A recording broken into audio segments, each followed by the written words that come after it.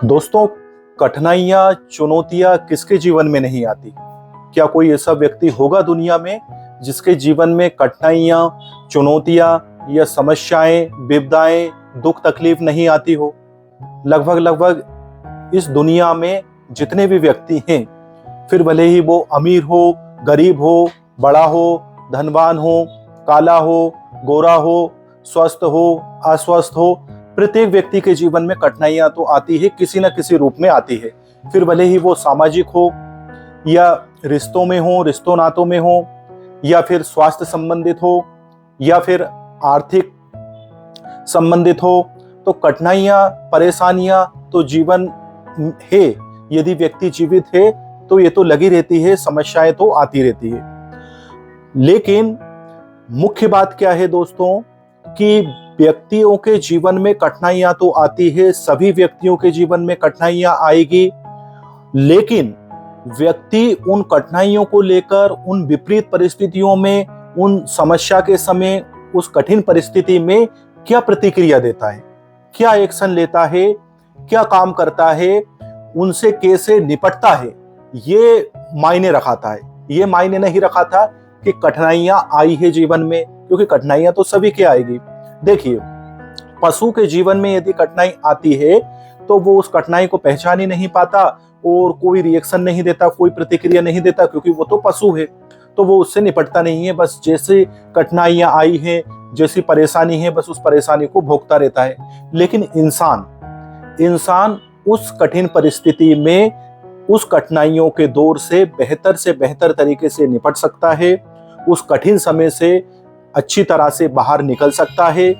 ये व्यक्ति पर निर्भर करता है। यदि कोई व्यक्ति कठिनाइयों के समय, बुरे समय में घबराता नहीं है, अपना मनोबल बनाए रखता है, हिम्मत बनाए रखता है, साहस बनाए रखता है, अपना हौसला डगमगाने नहीं देता है, तो दोस्तों वो देर अबेर कामयाब हो ही जाता है। और वहीं कोई व्यक्ति कठिनाइयों के समय यदि डर गया तो फिर वो दोस्तों उस कठिन परिस्थिति से उसका अच्छे से सामना नहीं कर पाएगा, और अंजाम क्या होगा कि वो हताश हो जाएगा, निराश हो जाएगा, और दोस्तों घबरा जाएगा और असफल हो जाएगा।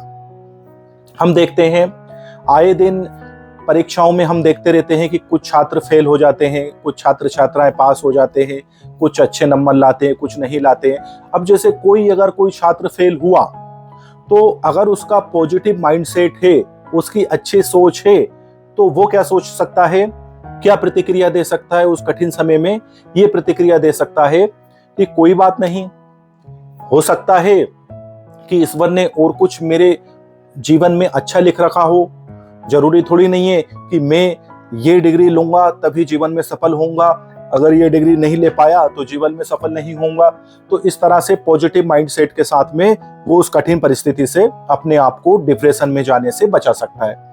वहीं हम मान लो एग्जाम्पल के लिए किसी छात्रा की बात करें, और यदि फेल होना तो दूर की बात है, यदि उसकी सहेली के 95% आ गए और उसके मान लीजिए 80% आ गए, तो अगर उसकी जो सोच है वो नेगेटिव है, पॉजिटिव नहीं है, तो वो क्या सोच सकती है कि मैं तो नालायक हूँ और मैं इस योग्य नहीं हूँ, मैं बेहतर नहीं हूँ, मैं मम्मी पापा को क्या मुंह दिखाऊंगी, समाज को क्या मुंह दिखाऊंगी, मैं तो 80 की लाइन में ही रह गई हूँ, मेरी फ्रेंड के तो 95 आए हैं। तो वो डिप्रेशन में चली जाएगी।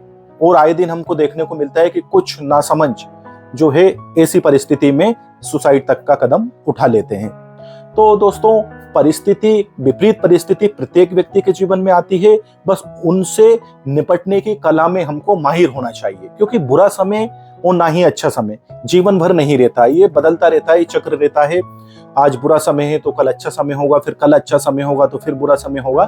तो ये समय का चक्र तो घूमता रहता है। लेकिन समझदार व्यक्ति को क्या चाहिए कि हर परिस्थिति में अपना हौसला, अपना साहस, अपनी हिम्मत बनाए रखे, और उन विपरीत परिस्थितियों को चुनौती मानकर एक खिलाड़ी के तौर पर जीवन को एक खेल समझे, स्वयं को एक अभिनेता समझे, और ऐसी विपरीत परिस्थिति में बखूबी उनसे निपटे, उनसे जूझे, उन चुनौतियों का सामना करे, और अपने आप को एक सुधार के साथ में, एक निखार के साथ में प्रस्तुत करें।